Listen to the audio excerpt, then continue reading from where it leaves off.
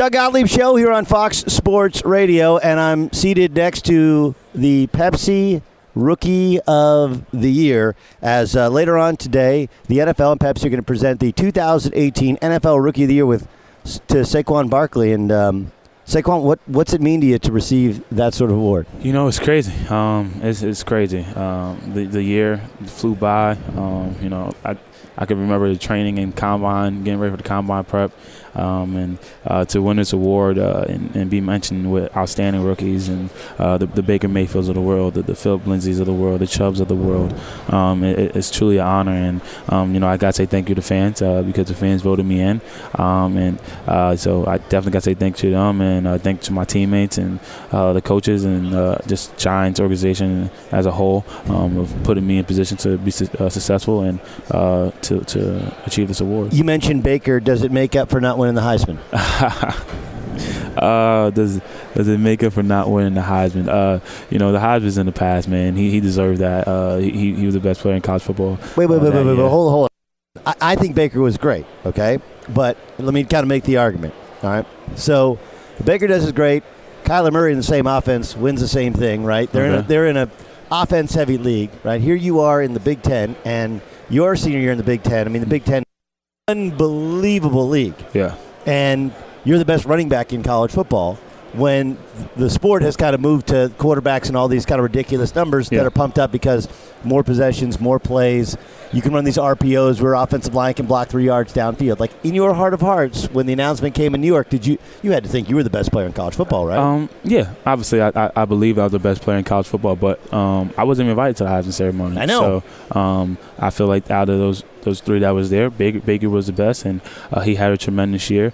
That's the only thing. I mean, even I think that year, just the way we finished off as a team, we didn't finish off too strong that year. And that affect you? And that's a big indicator who won the Heisman off also too. So I was shocked that I wasn't invited, but I wasn't shocked that Baker won. And Baker's one of my good friends.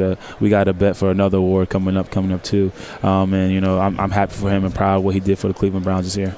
Okay, you're playing in New York, and it's a fishbowl. And there's a lot of talk when you were selected, they should have drafted a quarterback, and they should move on from Eli Manning. And listen, one of the things everyone says about you is you have incredible awareness, not just in terms of your awareness on the football field, but personal awareness.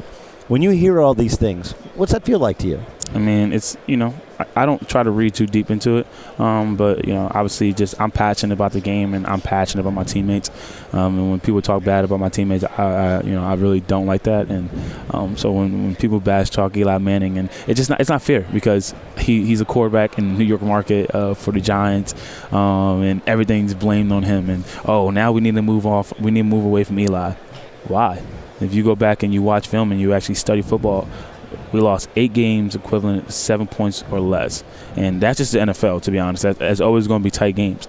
But it wasn't him. He wasn't the reason why we were losing the games. We, as a team, we weren't finding a way to finish games. We started doing that a little bit more in the second half of the year, but we as a team weren't finding a way to finish games. So we as a team got to find a way in the next year to finish games and start off way stronger than we did in the previous year. Pepsi NFL Rookie of the Year, Saquon Barkley joining us, Doug Gottlieb Show, Fox Sports Radio. You have this amazing ability.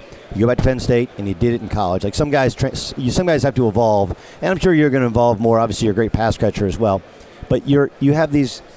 You get a 1-yard run, a 2-yard run, a 2-yard run. You're like, man, his yards per carry. And then all of a sudden, 50 yards. Like, you have this ability to all of a sudden see something that other people miss. And I've seen it when you're wired for sound, where you're telling the offensive line to just keep pushing. I see it. What's that come from? Your ability to have these huge home runs, because I can't think of anybody else who's a running back in football who has that home run hitting ability the way that you do.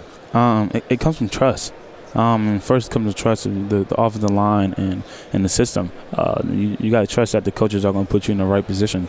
They're not just calling a play just to call a play. It's the calling plays is supposed to work. And then you got to trust yourself that you can make the moves and you can make that person miss when you get the opportunity, that you can break and you can make that long touchdown run. And where I think I got to get better, and which I believe if you put on film the second half of the year when Coach Sherman challenged me to get better at this is take the ugly yards, and I think I did a really good job. And when I started doing that, taking the more dirty runs, as he said.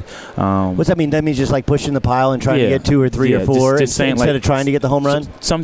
My best attribute for me as a player is my confidence. My worst attribute for me as a player is my confidence.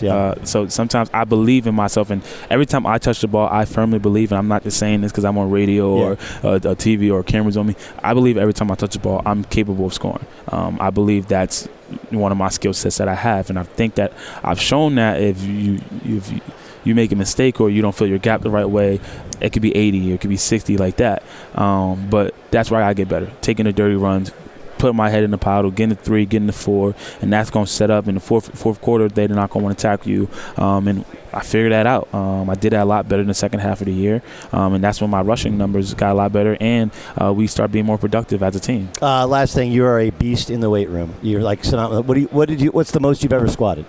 Squat. So we do we never did 1 rep max, but so calculation would be like 650. But me personally, I would say anywhere from 650 to 700. I'm a big believer. If it's 1 rep, you put on my back from 650 to 700, I think I can get it up. Okay, so I have a son, 9 years old, football player. When did you start lifting? 15, 14. I lifted, I was in and out of the weight room, but I didn't fully commit myself until I was 15. Sophomore year going to my junior year. I know some people say you don't want to lift too early. So if that was advice I would give to your son, I would say obviously stay away from that because it's not good for your joints. But I could be completely wrong. That's something that I've just heard. But for me, I didn't really get committed till I was like 15, 16. And when I got committed, everything skyrocketed. My strength, my balance, my flexibility, the things I was able to do on the field. And I'm a firm believer of what you do in the weight room translates to the football field. All right, last one because I got to let you go. You have the aura about you that you've had since college, you have now, of being humble. It doesn't, having sat in the seat for 15 years, I can tell you that a lot of times the guys, rookie year, they're still really humble. And sometimes guys stay that way, sometimes they don't. How are you going to maintain this balance as you get awards like the Pepsi Rookie of the Year award heaped at you?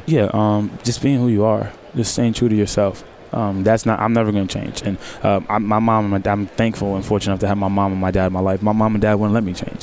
And I do want to clear something up. Everyone, believes that I'm humble, but they think I'm not confident at all. I'm very confident in myself. I'm very confident in my game. I'm very confident in what I'm able to do on the football field. But I know how to handle myself. I know how I was raised, and I wasn't raised to be arrogant and to be flashy, and that's just not what I was made up of. And so that's why I said, you say what's the best way to keep yourself the same? It's staying true to who you are and having the people, surrounding yourself with people who's going to tell, surrounding yourself with people who's going to look in your eye and tell you that, you know what, you're changing, get back to where you need, straighten up. And I have that. And I'm thankful and blessed to have that in my life. Congratulations on winning the 2018 Pepsi Rookie of the Year award. Really appreciate you spending some time with us. Yeah, no problem. Thanks for having me.